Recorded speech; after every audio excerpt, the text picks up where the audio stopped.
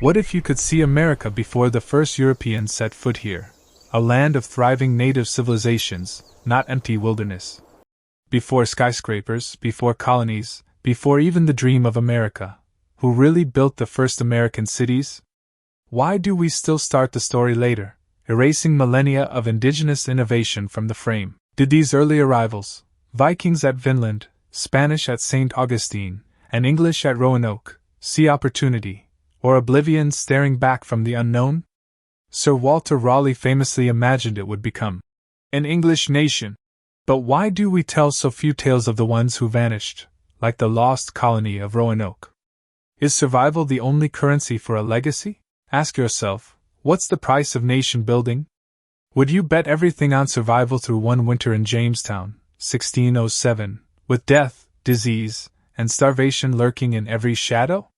Is resilience myth or necessity when they had now no friends to welcome them, no houses, or much less towns to repair to? Wrote William Bradford bluntly? What happens when ambition meets scarcity? Can a continent be shared, or only taken? As towns grow, Charleston, Boston, New Amsterdam, what's lost in translation between cultures, between generations, between land and law? If manifest destiny was America's birthright, at whose expense did that destiny come to pass? What makes a people rebel against their origins? Revolution or evolution, or does history erase the blood and chaos? The torch lighted in the forests of America that set all Europe in conflagration. As Voltaire wrote, what is freedom, if earned by erasing others? Why do Americans keep moving? Is it hope, fear, greed, or simply the urge to overcome the horizon? Frederick Jackson Turner claimed, American history has been in a large degree the history of the colonization of the Great West.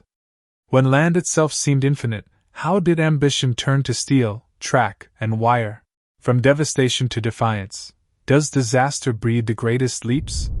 The home insurance building in 1885, the world's first skyscraper, rose from Chicago's ashes, an act of architectural audacity. Steel skeletons replaced stone. Otis Elevator dared men to forget gravity itself. Will power or technology make cities reach higher? Why do cities compete to touch the clouds? Is the race for the tallest tower a show of strength, or of insecurity? What makes a building a monument, not only to wealth and technology, but to the men, often immigrants and Native Americans, whose lives built the skyline? Who remembers the worker 900 feet up more than the titan who signed the check? Who rules New York, the moguls gazing down from corner offices, or the millions crammed in their shadowed streets? Ralph Waldo Emerson warned, we will walk on our own feet, we will work with our own hands, we will speak our own minds. But what is progress when even sunlight becomes a luxury? Does the American story end with glass and steel, or does it only begin anew? What echoes linger behind every new foundation poured?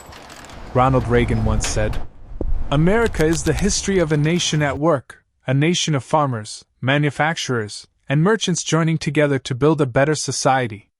Are we building higher for hope, or just to outpace our own shadows? So, what is America actually built upon? Who gets seen, who gets left out, and who gets to tell the story? If each new height is only possible on the shoulders of those before, is how America was built a question with an answer, or a challenge we keep climbing, one story at a time?